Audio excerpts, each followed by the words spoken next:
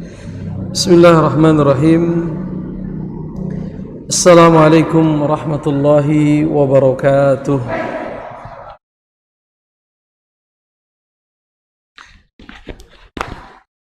Alhamdulillahi rabbil alamin. Wassalatu wassalamu ala asyrafil anbiya'i wal mursalin wa ala alihi wa sahbihi ajma'in. Asyhadu an la ilaha illallah wahdahu la syarika lah wa asyhadu anna Muhammadan abduhu wa rasuluh la nabiyya ba'dah. Ya ayyuhalladzina amanu taqullaha haqqa tuqatih wa la tamutunna illa wa antum muslimun wa ba'd. Para hadirin jamaah Masjid Asy-Syifa yang mudah-mudahan diberkahi oleh Allah Subhanahu wa taala. Alhamdulillah, di kesempatan malam hari ini kita diberikan nikmat bisa melaksanakan salat maghrib berjamaah, dilanjutkan dengan menghadiri majelis ilmu. Mudah-mudahan rangkaian ibadah yang kita lakukan diterima oleh Allah Subhanahu wa taala, dan mudah-mudahan kita dijadikan oleh Allah orang-orang yang istiqomah. Hari ini kita ingin membaca Al-Baqarah 180. Kita sama-sama membaca. Jamaah yang membawa buku harap diperhatikan, karena saya juga sama-sama belum sempat murajaah. Bapak-bapak lihat di buku terjemahnya, dan kita coba sama-sama memahami apa yang dijelaskan oleh Al-Imam Ibnu Katsir. Di Al-Baqarah 180 Allah Tabaraka wa Ta'ala berfirman, Kutiba alaikum idza hadara ahadakumul maut in taraka khairanil wasiyatu lil walidaini wal aqrabina bil ma'ruf haqqan 'alal muttaqin. Artinya, diwajibkan atas kalian, yaitu tentunya atas orang-orang yang beriman, apabila maut, maksudnya kematian, apabila maut atau kematian hendak menjemput seseorang di antara kamu, in taraka khairan, jika dia meninggalkan harta, jika dia meninggalkan apa? Harta. Al-wasiyatu lil walidaini wal aqrabina bil ma'ruf. Berwasiatlah untuk kedua orang tua, untuk karib kerabat, bil ma'ruf, dengan cara yang baik. Ya, bagi orang tua, kerabat dengan cara yang ma'ruf. Haqqan 'alal muttaqin, sebagai kewajiban bagi orang-orang yang bertakwa kepada Allah Subhanahu wa ta'ala. Berarti ayat ini terkait dengan apa ini? Dengan waris atau terkait dengan wasiat, ya. Diwajibkan atas kamu apabila maut hendak menjemput seseorang di antara kamu, jika dia meninggalkan harta, berwasiatlah untuk kedua orang tua, untuk karib kerabat dengan cara yang baik, haqqan 'alal muttaqin, sebagai kewajiban bagi orang-orang yang bertakwa. Kalau dari sisi makna, jelas atau tidak jelas? Jelas atau tidak? Ya, jelaslah secara umum, ya. Kalau ada yang mau merasakan dirinya akan wafat, lalu dia memiliki sejumlah harta, wajib dia berwasiat. Untuk siapa wasiat itu? Lil walidain, ayah dan ibu, wal aqrabin, untuk siapa aqrabin? Kerabat, bil ma'ruf, dengan cara yang baik, haqqan 'alal muttaqin, sebagai kewajiban bagi orang-orang yang bertakwa. Tafsirnya tentunya akan kita baca. Tafsirnya tentunya akan kita baca. Di ayat 181 Allah berfirman, "Faman baddalahu ba'da ma sami'ahu fa innama ithmuhu 'alal ladzina yubaddilunah innallaha sami'un 'alim." Faman baddalahu, barang siapa yang baddala yubaddilu, mengubah ya. Baddala bimakna ghayyara. Barang siapa yang mengubah, maksudnya mengubah wasiat. Ba'da ma sami'ahu, setelah mendengarnya, fa innama ithmuhu 'alal ladzina yubaddilunah, maka sesungguhnya dosanya hanya bagi orang yang mengubah. Artinya kalau yang berwasiat ya dia tidak tahu apa? Dia tidak tahu menahu. Yang dosa nanti siapa tuh? Yang mengubah-ubah wasiat. Innallaha sami'un alim. Sesungguhnya Allah Maha mendengar lagi Maha mengetahui. Di ayat yang ke-182 Allah berfirman, "Faman khafa min musin janafan au ithman fa aslaha bainahum fala ithma alaih innallaha ghafurur rahim." Tetapi barang siapa, kata Allah, khawatir bahwa pemberi wasiat berlaku berat sebelah atau berbuat salah, lalu dia mendamaikan di antara mereka, maka dia tidak berdosa. Sungguh Allah Maha Pengampun lagi Maha Penyayang. Kita coba lihat tafsirnya, ma'asyiral muslimin. Qala al-muallif rahimahullahu ta'ala, ishtamalat hadhil ayatul karimatu, ayat yang mulia ini telah mencakup. Apa yang dia cakup? Alal amri bil wasiyati lil walidaini wal aqrabin. Mencakup perintah menulis wasiat yang ditunjukkan untuk kedua orang tua dan karib kerabat. Jelas. Perintahnya jelas. Nulis wasiat terkait harta untuk siapa? Kedua orang tua dan kerabat. Wa qad kana dzalika wajiban ala asahhil qaulaini qabla nuzuli ayatil mawarith. Hal itu adalah sesuatu yang wajib menurut pendapat yang paling kuat, dan hal itu berlaku sebelum turunnya ayat-ayat yang menjelaskan tentang waris. Mulai ya, di kepala kita mulai apa? Tadi agak gelap dikit. Setelah kita baca penjelasannya, tring begitu. Oh, jadi ayat ini konteksnya sebelum turun ayat-ayat apa? Mawaris.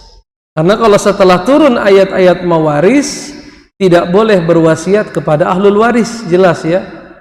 Tidak boleh berwasiat untuk ayah dan ibu, tidak boleh berwasiat untuk anak, untuk saudara dan lain sebagainya. Hadisnya jelas, innallaha qad a'ta kulladzi haqqin haqqahu fala wasiyata liwarithin. Allah telah berikan setiap orang haknya, maka tidak ada lagi wasiat untuk ahli waris. Berarti ini konteksnya apa? Qabla nuzul ayati al-mawarith. Sebelum turunnya ayat-ayat berarti ayat ini bisa kita katakan sudah mansukh. Ya, nusikhat. Apa itu nusikhat? sudah dihapuskan, hukumnya sudah tidak lagi berlaku. Ayat ini masih berlaku tidak? Hukumnya tidak berlaku, tapi ayatnya masih berlaku. Maksudnya ayatnya kalau dibaca dapat pahala. Begitu ya. Tapi kandungan hukumnya sudah tidak berlaku. Kenapa kandungan hukumnya sudah dihapus tapi ayatnya belum dihapus? Ya agar kita dapat pahala dengan membaca ayat ini. Atau agar kita tahu yang namanya tarikh at-tasyri', periodisasi syariat. Syariat itu kan ada apanya? Periode, ada periodenya. Nah, dengan membaca ayat ini kita jadi paham bahwa syariat itu memiliki apa? Periode, apa periode? Waktu dan sejarah bagaimana satu hukum itu disyariatkan. Lalu di sini Al-Imam Ibnu Katsir rahimahullahu taala berkata, falamma tatkala nazalat turun ayatul faraid, ayat-ayat tentang ilmu faraid. Faraid nama lain daripada waris, disebut juga ilmu apa? Faraid. Nusikhat hazihi, maka ayat ini dihapus, dimansukh. Apanya yang dimansukh? Hukumnya. Wasaratil mawarisul muqaddaratu faridatun minallahi. Ya, dan jadilah hukum-hukum mawaris al-muqaddarah yang sudah ditentukan. Muqaddarah itu ditentukan, sudah ditentukan. Ada ashabul furud. Siapa saja ashabul furud? Atau sebelumnya apa itu ashabul furud? Ashabul furud, orang-orang yang telah ditentukan bagiannya dalam bentuk jumlah. Misalnya kalau laki-laki, siapa ashabul furud dari kalangan laki-laki? Anak ashabul furud atau asobah? Anak itu ashabul furud atau asobah? Hah? Kalau ashabul furud berarti ada bilangannya, dia berapa? Hah? Kalau sama perempuan enggak, tetap asobah dia. Bagaimanapun kondisinya asobah, betul ya? Anak laki-laki asobah. Enggak ada dia bilangan setengah atau apa? Seperempat atau seperdelapan, sepertiga, seperenam, 2/3. Ada tidak anak laki-laki? Tidak. Dia pokoknya ngambil sisa. Bahasa ilmu warisnya apa sisa itu? Asobah. Asobah itu nanti ada berapa asobah? Ada asobah sendiri, ada asobah ma'al ghair, kan begitu ya. Kalau asobah sendiri ya anak laki-laki asobah sendiri. Tapi kalau asobah ma'al ghair, kalau ada orang lain dia jadi asobah. Contohnya apa? Anak perempuan. Anak perempuan dapat setengah kalau sendiri. Tapi kalau ada temennya, yaitu anak laki-laki, dia jadi asobah, kan begitu ya. Ada rinciannya dalam ilmu waris dijelaskan. Suami ashabul furud karena ditentukan bagiannya antara setengah atau seperempat. Jelas? Ayah seperenam. Kalau tidak ada anak sama sekali, asobah, bisa langsung ke asobah. Ibu seperenam, nggak bisa dapat sepertiga, nggak bisa, seperenam. Baik. Anak perempuan kalau nggak ada laki-laki berapa? Setengah. Kalau anak perempuannya 2 orang, 2/3. Banyak ahli mawaris, banyak ahli apa di sini? Ahli faraid. Baik, itu namanya ashabul furud, artinya sudah ditentukan apanya? Pardunya. Pardu itu kan wajib. Allah sudah menentukan yang wajib itu sekian. Ada yang nggak ditentukan bilangannya, tapi dia mendapatkan apa? Sisa. Istri juga ashabul furud kan? Kalau nggak dapat berapa? 1/4 atau 1/8. Kapan 1/4? Kalau nggak punya anak tuh suami kapan dapat 1/8? Kalau suaminya punya anak. Kalau suaminya nggak punya anak tapi istrinya punya anak, istri dapat berapa? Yang mati suami. Suami meninggal nggak punya anak, suaminya meninggal, istri ditinggal mati, istri punya anak, dapat berapa istri? Seperempat. Yang dihitung anak yang meninggal, bukan anak yang masih. Kan bisa aja kan, seorang wanita udah nikah sebelumnya, lalu dia nikah sama seorang laki-laki, laki-laki itu meninggal, nggak punya anak, tapi si istri punya. Jangan dibilang punya anak, itu anak apa yang meninggal nggak punya anak, itu yang di bawah istri, itu bukan anak dia, maka si istri tetap dapat berapa? 1/4.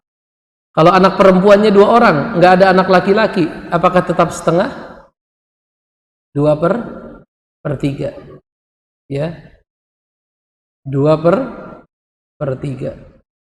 Nanti ada pembahasan cucu perempuan. Kalau nggak ada anak laki-laki, yang ada bibi, anak perempuan, itu dapat 1/6. Takmilatan lisulusain. Takmilatan lisulusain. Itu ada dalam pelajaran apa itu? Ilmu mawaris. Sebagian saya lihat begini. Sebagian nggak masalah, Pak. Dan ilmu faraid katanya ilmu yang pertama kali akan hilang. Ilmu yang pertama kali dilupakan oleh manusia. Ta'allamu al-faraido, kata Nabi. Pelajarilah ilmu waris, sesungguhnya dia ilmu yang pertama kali diangkat dan pertama kali dilupakan oleh manusia. Dan itu nyata, Pak. Bisa jadi ada satu tempat di mana kita susah menemukan orang yang bisa membantu untuk membagikan harta peninggalan sesuai dengan kaedah-kaedah ilmu waris atau ilmu faraid. Kalau sahabat Nabi yang paling terkenal ilmu faraidnya siapa? Zaid ibnu Thabit, itu sahabat Nabi yang paling terkenal, jago menghitung faraid.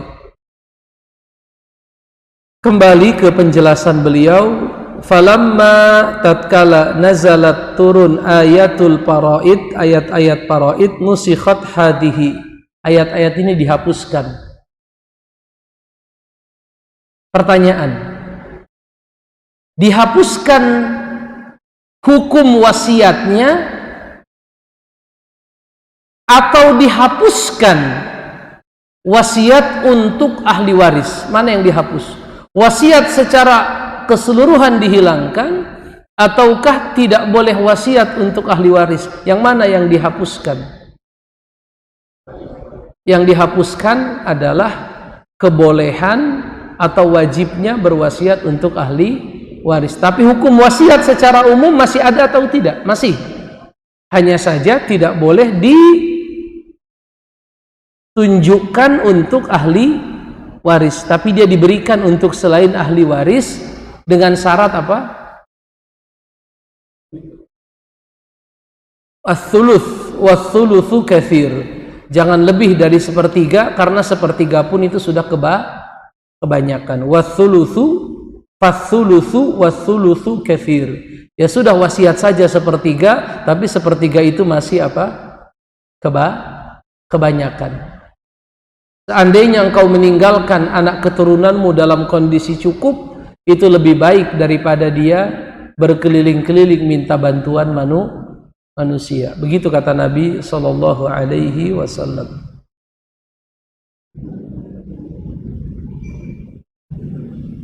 Wasaratil mawarisul muqaddaratu faridatun minallahi ya'khudhuha ahluha hatman. Dan jadilah hukum mawaris yang telah Allah tentukan faridah. Apa itu faridah? Wajib. Membagi warisan secara hukum Islam itu hukumnya apa? Sunnah atau wajib? Wajib. Ya'khudhuha ahluha. Orang yang berhak mengambil bagiannya. Hatman. Dan ini telah menjadi satu hatman. Apa itu hatman? keharusan, nggak boleh diubah, Pak. Jadi pembagian waris itu sifatnya hak. Artinya hak apa, Pak? Ahli waris boleh mengambil, boleh meminta, boleh menuntut, dan kalau haknya tidak diberikan, masuk kategori kezaliman. Karena hak itu wajib untuk diapakan? Dilaksanakan, dan haram untuk diapakan? Ditahan. Namanya hak. Hak itu sesuatu yang wajib ditunaikan. Innallaha ya'murukum an tu'addul amanati ila ahliha. Allah perintahkan kalian menunaikan amanah kepada orang yang berhak. Wa idza hakamtum bainan nasi an tahkumu bil adl. Dan kalau kalian menyelesaikan permasalahan manusia, selesaikan dengan cara yang paling adil. Bagaimana agar caranya adil, Pak? Ikuti hukum Allah. Ikuti apa? Hukum Allah tabaraka wa ta'ala.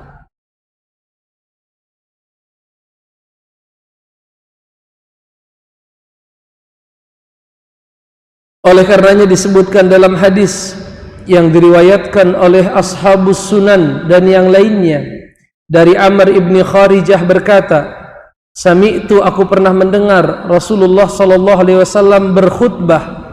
Dalam khutbahnya beliau berkata, Innallaha, sesungguhnya Allah, qad a'ta, telah memberikan kulladzi haqqin haqqahu. Allah telah berikan orang yang punya hak-haknya. Allah telah berikan orang yang punya hak apanya? Haknya. Fala wasiyata liwarithin, maka tidak ada wasiat untuk ahli. Maksudnya wasiat untuk ahli waris gimana, Pak? Misalnya kalau ada anaknya 3, semuanya laki-laki, apa yang dimaksud dengan wasiat untuk ahli waris? Misalnya ayahnya berkata apa? Rumah yang di Citayam itu buat anak saya yang nomor, kalau saya meninggal, rumah saya yang di Citayam untuk anak saya yang nomor 1. Yang lain nggak dikasih. Itu kan wasiat ya. Itu boleh tidak? Tidak diperbolehkan, haram. Tapi kalau dia bilang begini, Nak, kamu rumah yang di Citayam ya, itu buat kamu. Ke anak yang kedua dia bilang, kamu yang di Bojonggede, kamu yang di Parung, biar tetanggaan kan, biar silaturahmi deket-deket. Boleh tidak? Itu wasiat bukan? Bukan. Kalau wasiat dikaitkan dengan kematian. Kalau ini nggak dikaitkan dengan kematian, pemberian saat sehat. Ya, itu boleh tidak? Boleh, dengan syarat ya semuanya dikasih. Ya. Semuanya harus diapakan?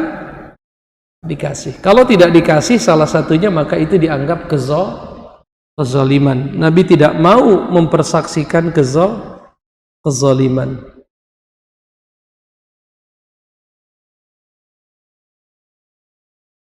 Telah meriwayatkan Imam Ahmad dari Muhammad ibnu Sirin berkata, satu ketika Ibnu Abbas duduk, lalu beliau membaca surah Al-Baqarah. Ketika sampai di firman Allah, in taraka khairanil wasiyatu lil walidaini wal aqrabin, Ibnu Abbas berkata, nusikhat hadhil ayah. Ibnu Abbas berkata, ayat ini sudah dihapus. Diapakan? Dihapus. Artinya hukumnya sudah tidak lagi berlaku. Diriwayatkan pula oleh Sa'id bin Mansur oleh Al-Hakim dalam kitab Al-Mustadrak, dan beliau berkata hadisnya sahih menurut syarat Bukhari dan Muslim. Telah meriwayatkan Ibnu Abi Hatim dari Ibnu Abbas terkait firman Allah, al-wasiyatu lil walidaini wal aqrabin. Beliau berkata, nasakhatha hadhil ayah. Ya, Ayat Al-Baqarah 180 sudah dibatalkan dengan firman Allah, lirrijali nasibum mimma tarakal walidani wal aqrabun walin nisa'i nasibum mimma tarakal walidani wal aqrabun mimma qalla minhu au kathur nasibam mafruḍa. Apa artinya? Lirrijal, bagi anak laki-laki, nasibun, bagian, mimma tarakal walidan, dari apa yang ditinggalkan ayah dan ibu, wal aqrabun, kerabat, ya. Dan bagi wanita, wanita di sini maksudnya anak wanita, karena zaman dulu anak wanita tidak diapakan, tidak diberikan hakwa, maka Allah ubah itu hukumnya. Dan bagi wanita nasibun, bagian dari apa yang ditinggalkan oleh kedua orang tua dan kerabat, mimma qalla minhu au kathur, baik peninggalannya banyak ataupun sedikit. Nasibam mafruḍa, sebagai satu bagian yang wajib, artinya nggak boleh diselewengkan. Ya, sering kaum wanita itu terzolimi, ya. Ya, banyak kita lihat dalam kasus kaum wanita apa terzolimi, itu tidak diperbolehkan. Bagian wanita jelas berdasarkan ayat Al-Quran, lidzakari mithlu hazzil unthayain. Laki-laki bagiannya adalah 2 kali dari bagian perempuan. Kenapa seperti itu? Karena laki-laki kenapa? Laki-laki tanggung jawabnya lebih besar. Apa tanggung jawabnya laki-laki?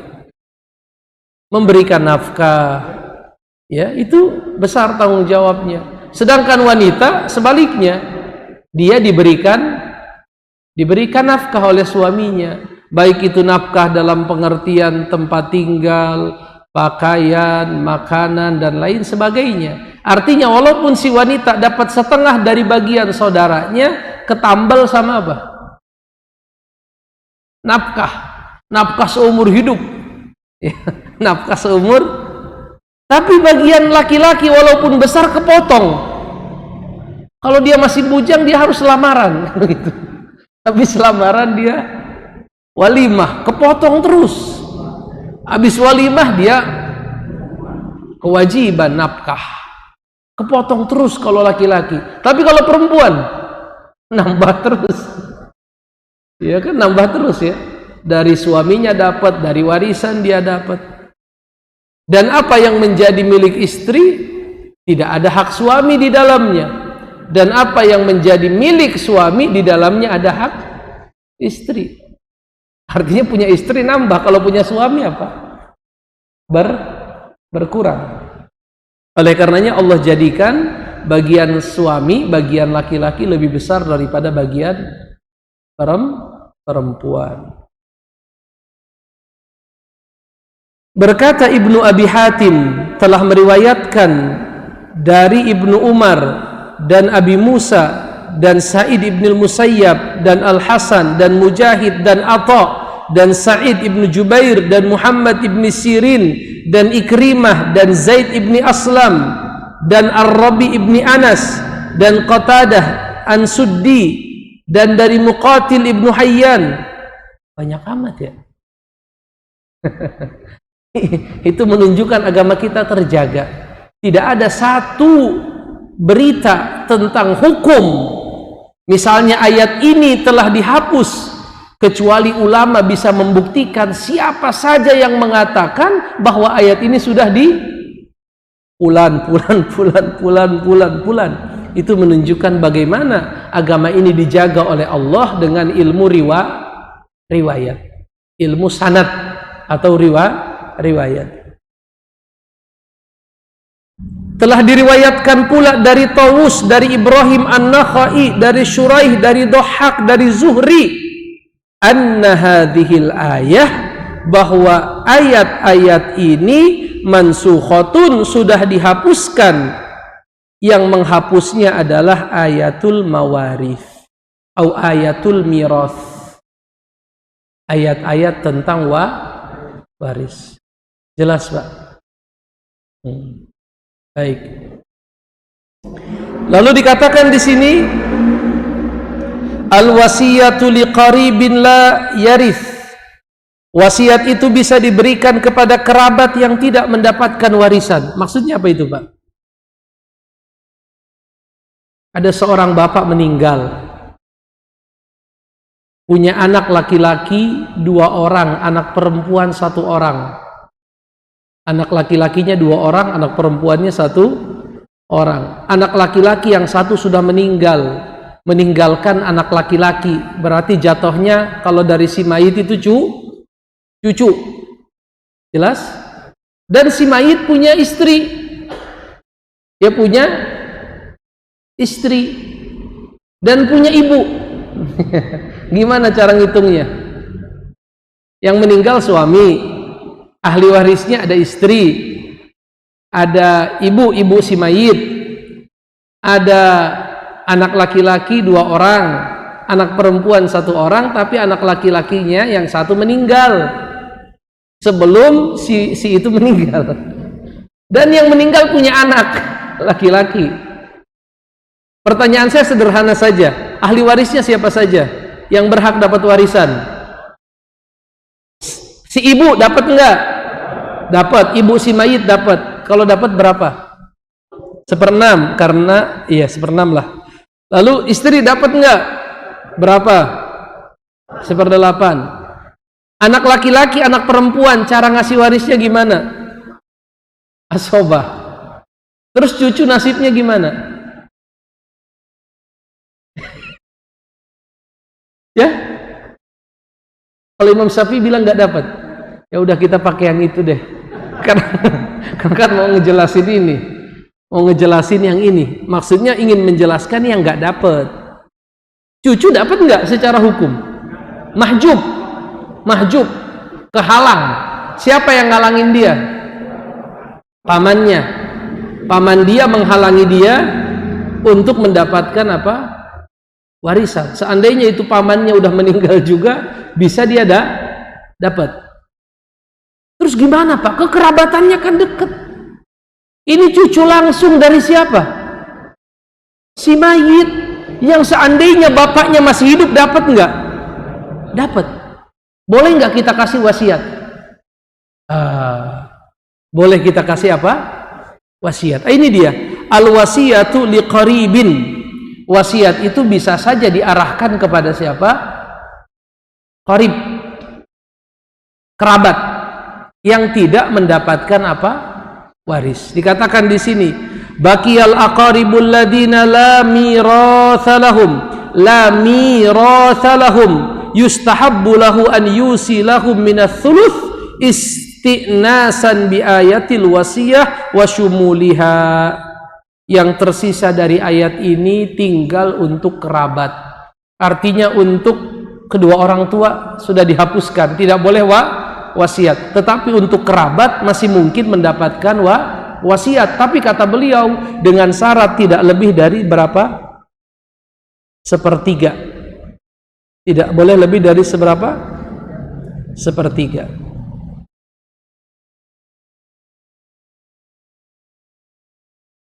Dilihat lagi di buku, telah meriwayatkan Imam Bukhari dan Muslim dari sahabat yang bernama Ibnu Umar berkata, Rasulullah bersabda, "Ma haqqum ri'i muslimin lahu syai'un yusi fihi yabitu lailataini illa wasiyatuhu maktubatun indahu." Apa maksudnya ini? Tidak boleh seorang muslim yang memiliki sesuatu untuk dia wasiatkan kemudian berlalu 2 malam, tetapi mohon maaf, tidak diperbolehkan atas seorang muslim yang memiliki sesuatu untuk dia wasiatkan berlalu 2 malam kecuali wasiatnya sudah harus diapakan? Ditulis. Jadi orang-orang yang punya sesuatu yang ingin dia wasiatkan, entah itu terkait dengan misalnya anak angkat kalau ada yang diangkat dari kecil, atau terkait dengan ahli waris yang sangat dekat terhalang oleh karena ahli waris yang lain, kalau memang dia ingin niat wasiat, kata Nabi, jangan sampai berlalu 2 malam kecuali wasiatnya sudah apa? Sudah, yang namanya umur kan nggak tahu. Ya, yang namanya umur tidak ada yang.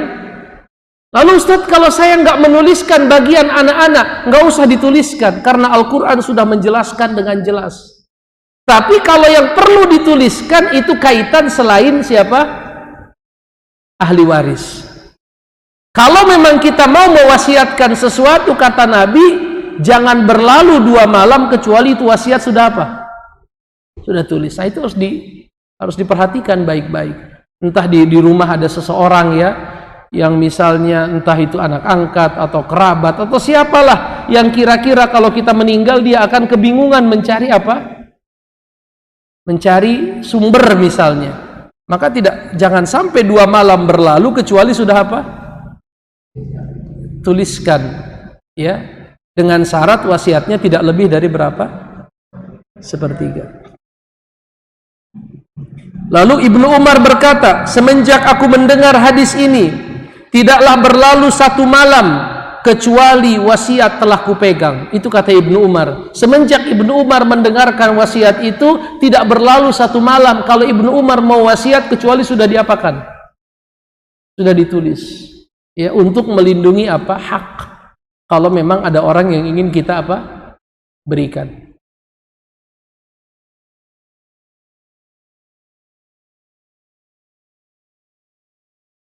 Baik, berapa menit lagi sebelum Isya?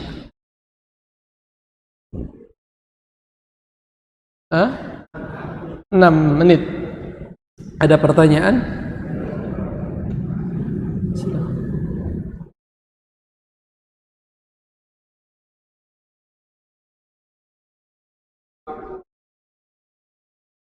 Sebelum ayat waris turun, ayat tadi berlaku.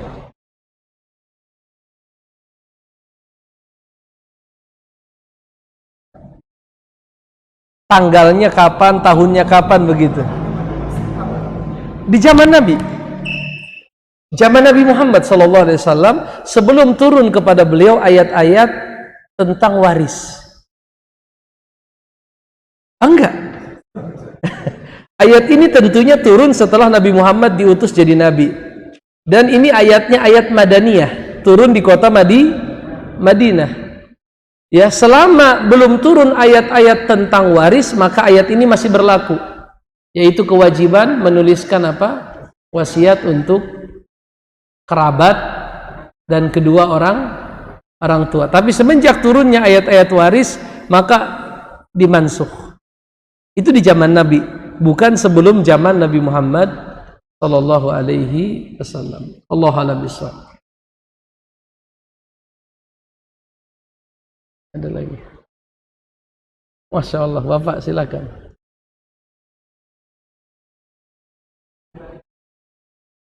Ahli waris tidak boleh dapat wasiat.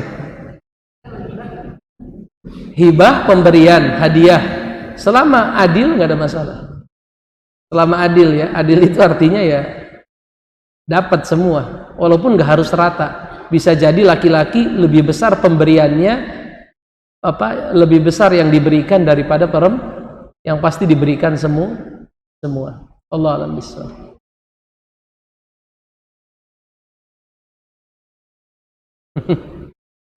Harta gonogini. Harta gonogini itu yang selama ini kita pahami harta yang dimiliki oleh suami dan istri dan bercampur dan gak ketahuan mana bagian suami, mana bagian istri. Kalau menurut saya, kalau memang hanya suami yang bekerja dan istri statusnya hanya sebagai, mohon maaf, dan ini status yang sangat mulia sebagai seorang ibu rumah tangga, yang saya pahami selama ini tidak dikenal namanya harta gonogini. Kalau yang bekerja itu full adalah siapa? Suami. Ya, dan umumnya seorang istri kalau dia bekerja nggak mau bersatu hartanya dengan siapa? Dengan suami, tapi harta suaminya harus bersatu dengan harta dia, gitu. Ya, artinya kalau yang dimaksud dengan harta gonogini artinya bahwa si istri bekerja dan dia punya penghasilan, ya memang itu hak dia, nggak boleh gugat. Tapi kalau yang dimaksud dengan harta gonogini bahwa sebelum warisan dibagi 2 dulu, padahal yang bekerja adalah suami, itu yang saya pahami tidak dikenal dalam ketentuan hukum Islam. Jelas, akhi? Jadi harus didefinisikan dulu apa yang dimaksud dengan apa? Harta gono gini. Jelas ya? Selama ini bagaimana sebenarnya itu harta gono gini? Hah? Sebelum nikah sudah punya harta, ya sudah diambil hak dia. Ambil baru pembagian waris. Cuman biasanya harta gono gini itu kan dalam kasus perceraian, ya kan? Betul tidak? Itu dalam kasus perceraian. Allahu a'lam bishawab. Harta milik bersama itu disebut gono gini. Iya, artinya mereka punya usaha bersama, modalnya sama-sama, tenaganya sama-sama. Iya, dibagi dulu kalau memang jelas sama-sama. Tapi kalau itu dasarnya punya suami, punya si suami, di kemudian hari dia menikahi seorang wanita, lalu si wanita itu membantu apa namanya suaminya, ya hukum asalnya secara kepemilikan punya suami, secara kepemilikan punya suami. Allahu a'lam bishawab. Sudah habis sepertinya.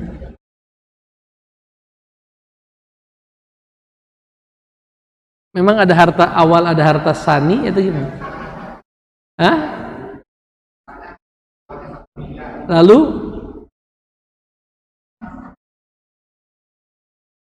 iya, memang gitu Pak. Dari harta yang dia miliki, yang kalau dia meninggal itu akan jadi harta warisan. Jelas Pak Ahmad? Baik.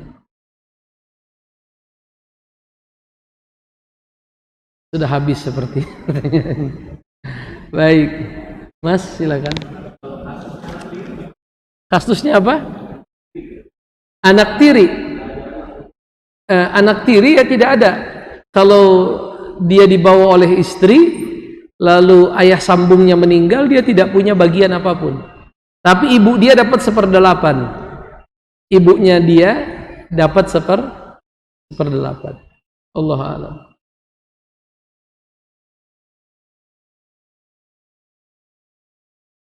Aset yang masih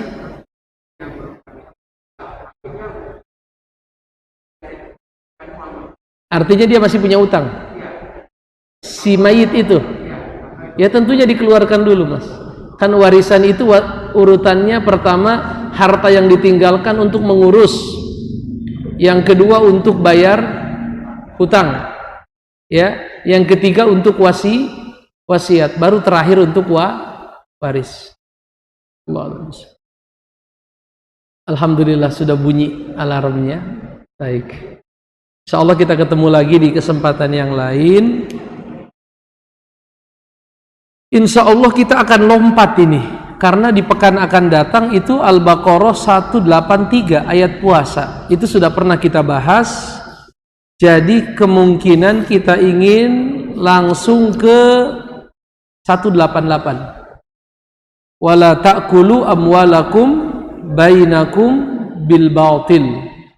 Jadi kita lompat ke Al-Baqarah 188 karena ayat puasa sudah pernah kita bahas. Allahu a'lam bishawab. Ini yang bisa kita bahas. Wa sallallahu ala nabiyina Muhammadin wa ala alihi wa sahbihi wasallam. Walhamdulillahirabbil alamin. Assalamualaikum warahmatullahi wabarakatuh.